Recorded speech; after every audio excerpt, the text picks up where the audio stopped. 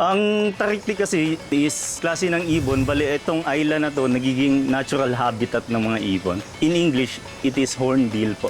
As much as possible, we utilize everything from main courses to appetizer para hindi rin sayang yung resources na meron tayo dito. Some of the dishes we have on our spread ngayon, nakita ko siya, it certainly did not disappoint.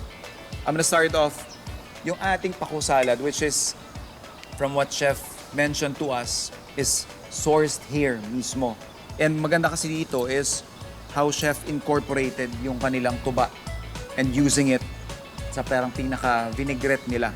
Yung process ng paggawa niyan, kailangan mong i-blanch yung pako itself just to kill whatever bacteria is there. Then meron tayong tinatawag na tuba vinaigrette, which is of course locally produced natin dito.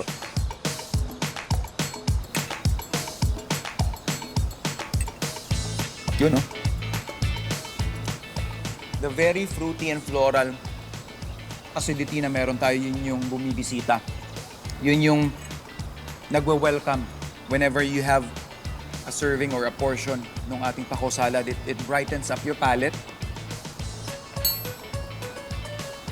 Then as you take the other components, nagkakaroon ng harmony sa bibig. So we have here their local seaweed salad.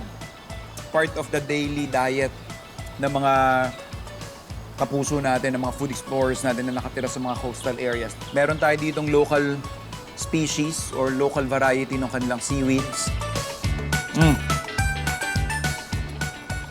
Ganito kasimple yung seaweed salad nila. If you want to have a mouthful or a literal taste of the ocean, ito yan.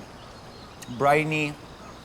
Tapos, alam mo yung unang hangin na sasalubong sa'yo pag pumunta ka sa tabing dagat, it not only plays with your taste bud, it also triggers nostalgia.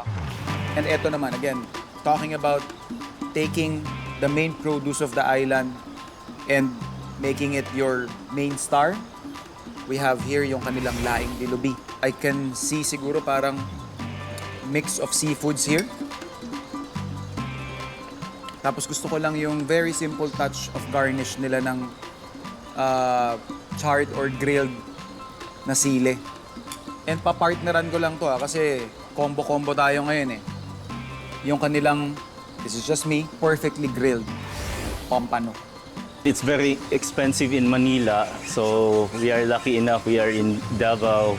Yung pompano is way cheaper compared sa Manila. Minamarinate natin ng oyster sauce with some spices. Yung version nila ng laing dito is reminiscent or nagpapaalala dun sa version ni Airpods. Si Airpods kasi, pag naglalaing yon, is using fresh taro leaves. So when you cook it, it will give you this bite, this texture na hindi mo makukuha if you're using dried taro leaves. Winner yung kanilang laing dilubi dito When it comes to juices, yung talagang inaano namin sa mga guests, especially VIPs, yung tuba, which is very, very fresh talaga from the day itself talaga. Kasi pag umabot na siya ng 2 to 3 days, magiging maasim na siya, then yung fermentation process niya nandun na. So magiging suka na siya eventually.